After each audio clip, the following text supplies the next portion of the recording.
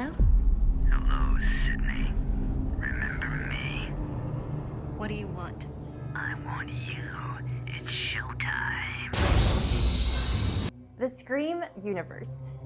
From 1996 to today, the Scream franchise has been a masterclass in meta horror, equal parts slasher thrills, and sly commentary on the genre itself. Across 6 feature films plus an MTV series, directors and writers have laced the universe with hidden winks, self-referential jokes, and callbacks that reward only the most eagle-eyed fans. But even lifelong devotees have overlooked some of the cleverest tricks Wes Craven and later filmmakers tucked into the shadows.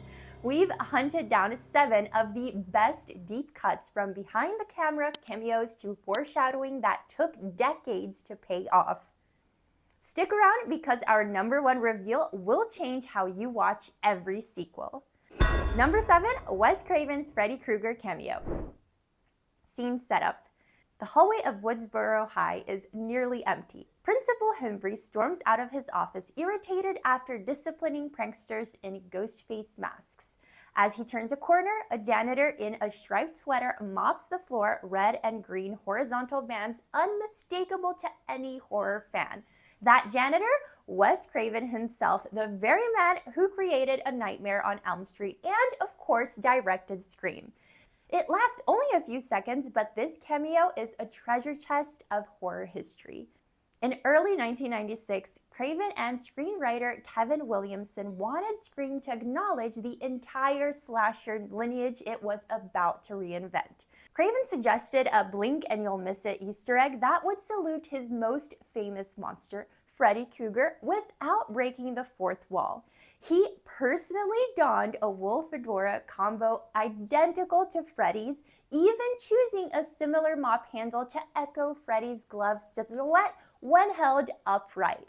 Behind the camera details. Filming location, Santa Rosa High School in California. Ironically, the production moved there only after the local school board in Sonoma County rejected the script for excessive violence. That controversy forced the crew to relocate and indirectly set up the perfect hallway for Craven's cameo. Wardrobe authenticity.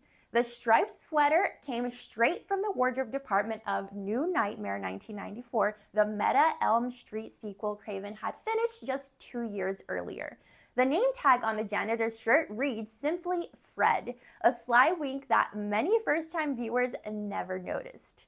Layered meaning. By dressing as Freddy, Craven is literally cleaning up after his own creation, a self-deprecating nod to the end of the Elm Street era and the start of something new.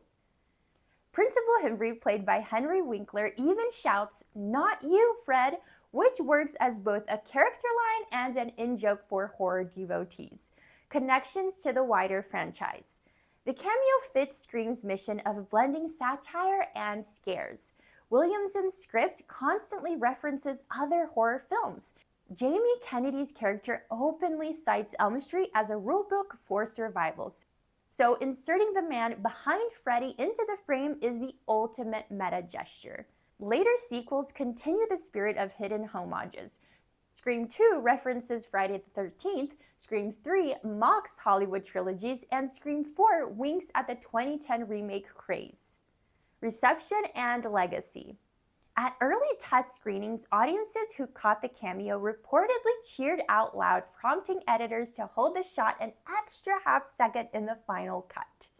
Horror scholars often cite this moment as a perfect example of 1990s postmodern horror, where filmmakers acknowledge genre history while still scaring you. Even decades later, new viewers discover the cameo thanks to HD transfers and streaming freeze frames, keeping it one of the franchise's most beloved secrets.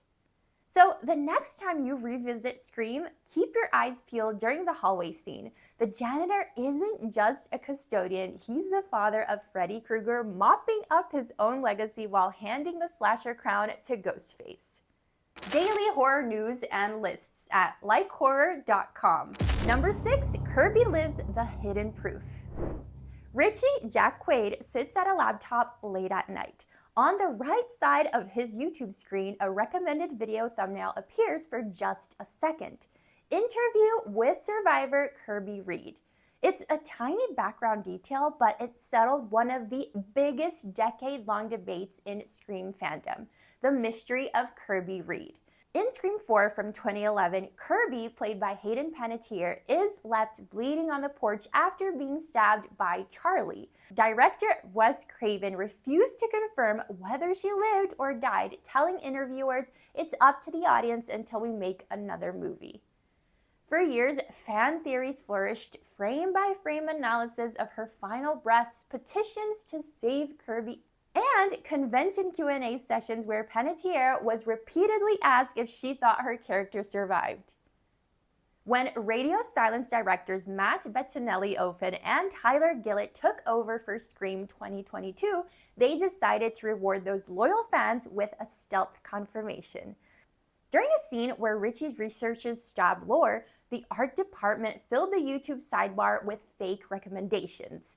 One was a true crime documentary interview with survivor Kirby Reed, complete with a thumbnail of Panettiere from a 2011 publicity still. The news channel's lower third shows the reporter as S. Carpenter, a dual wink to Sam Carpenter and horror icon John Carpenter. How they pulled it off. The Easter egg was filmed in secret in Atlanta during a break in principal photography. To keep the cameo quiet, the VFX team composited the clip in post-production and used stock ambient noise so that no one on set would realize it contained a major reveal. Only a handful of crew members and Hayden Panettiere's agent knew about the plan. Even some editors working on earlier cuts didn't notice it at first. Fan discovery and reaction. When the film hit theaters in January 2022, eagle-eyed viewers immediately began posting screenshots on Twitter and Reddit. Within 48 hours, Kirby Lives was trending globally, and Panettiere herself tweeted a winking emoji, effectively confirming the long-running theory. Horror news sites like Bloody Disgusting and Fangoria ran features analyzing the frame, citing it as one of the cleverest modern franchise Easter eggs. Payoff in Scream 6. In 2023, Paramount officially announced Hayden Panettiere's return for Scream 6, with Kirby promoted to an FBI agent investigating the new Ghostface killings. Directors Bettinelli-Ofen and Gillett later revealed in interviews that the hidden YouTube clip was their way of testing the waters and building excitement before they even had a contract with Panettiere. Why it matters. It demonstrates how Scream keeps its meta spirit alive, a sequel dropping clues about the next film hidden in plain sight on a fictional computer screen. It also shows how the franchise uses fandom as a storytelling partner, rewarding viewers who pause, rewind, and scour each frame for lore. Legacy of the Easter egg. The Kirby reveal is now cited in marketing classes as an example of participatory cinema, where fans help spread the message faster than any studio campaign. It also redefined how subtle filmmakers can be. The clip lasts less than 2 seconds, but changed expectations for the entire franchise. So the next time you watch Scream 2022, pause on Richie's laptop screen. That tiny recommendations video isn't filler, it's the franchise tipping its mask and saying, yes, Kirby survived and you heard it here first. Funny yet scary. 10 certified picks, link on the screen.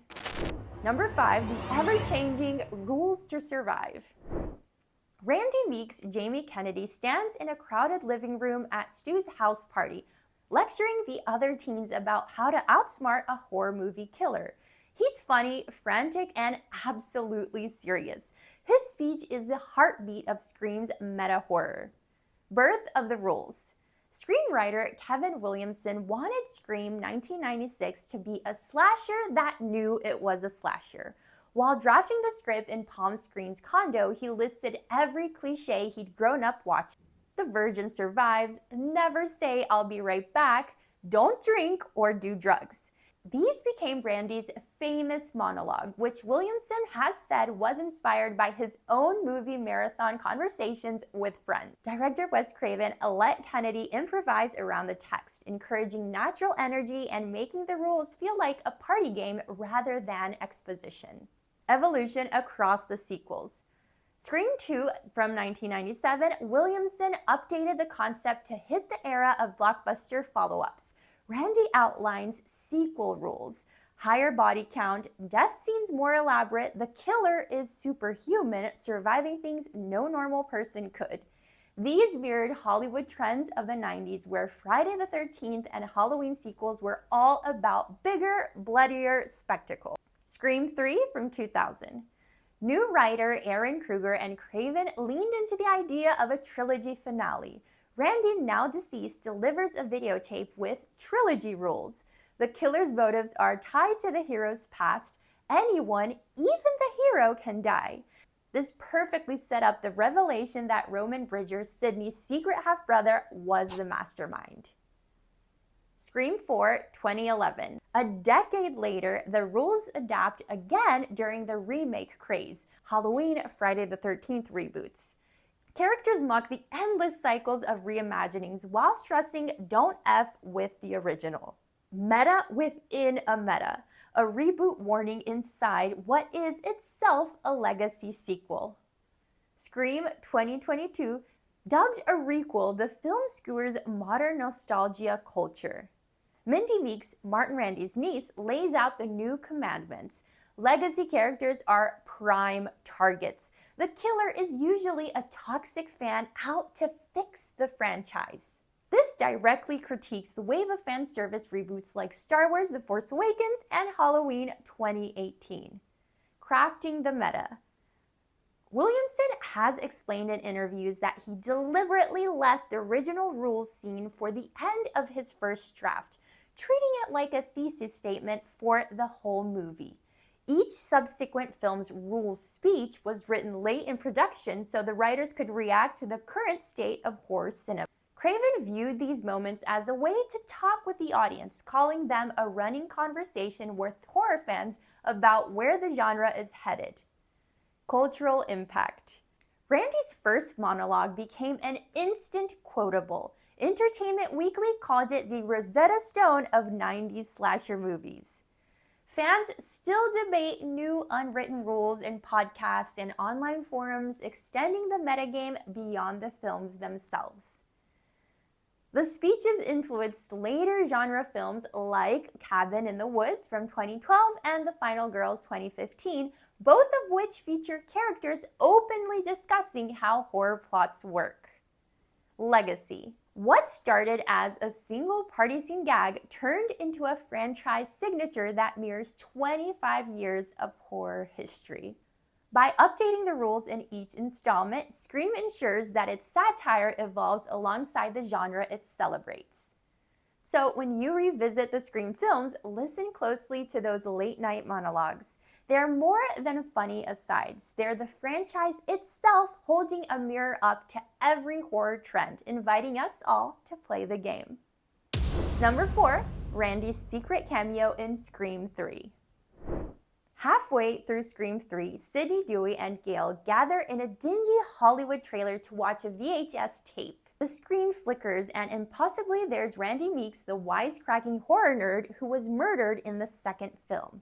How it was conceived. Fans were furious when Randy died in Scream 2. Writer Kevin Williamson, tied up on other projects, wasn't sure he'd return for part 3, but knew audiences wanted closure. Replacement screenwriter Aaron Krueger worked with Wes Craven to create a posthumous cameo, allowing Randy to keep delivering his famous horror rules. Jamie Kennedy shot the video in a single afternoon on the back lot of the Hollywood 3 set. The production disguised the scene on call sheets as family video so even crew members wouldn't leak it. The hidden touches. Look closely at the shelves behind Randy's chair. You'll spot VHS copies of Halloween, Friday the 13th, and A Nightmare on Elm Street. Craven's personal nod to films that inspired Scream. The camera occasionally wobbles as if handled by a relative, reinforcing the idea that it's an authentic home movie rather than a studio production. In early drafts, Randy's sister Martha, Heather Matarazzo, wasn't supposed to appear at all. Craven added her delivery of the tape to make the reveal more believable. Why it matters. It preserves Scream's tradition of updating the rules, this time focusing on trilogy tropes. The killer is superhuman, anyone, even the main character, can die. The past will come back to bite you.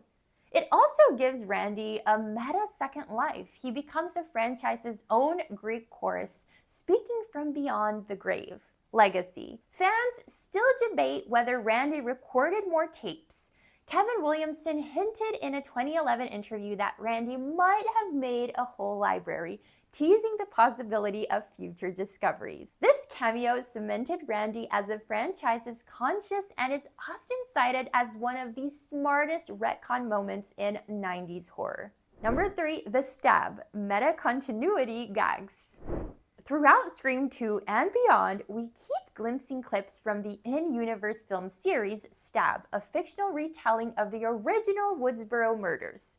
How the gag began. For Scream 2, Kevin Williamson invented Stab as a way to comment on Hollywood's habit of sensationalizing real tragedies. Wes Craven went further, filming stab scenes with exaggerated violence and garish lighting to parody cheap slasher cash-ins. Hidden layers across the series. In Scream 3, the production of Stab 3 Return to Woodsboro becomes the setting for the actual killings, creating a movie within a movie within a movie effect. Props from earlier Scream films appear as set dressing on the Stab soundstage, Sidney's high school photos, Tatum's police reports, many visible only for a few frames. Scream 4 opens with a Stab 6 viewing that turns out to be part of Stab 7, a double fake-out that literally pulls viewers 2 layers deep. By Scream 2022, fans argue online about which Stab sequels are canon, mirroring real-world horror fandom debates. Real-world references. The Stab logo intentionally echoes the font from 80s slashers like Friday the 13th, a subtle nod that design is confirmed in commentary tracks. Several Stab actors are played by recognizable Hollywood names. Heather Graham as Casey and Luke Wilson as Billy Loomis.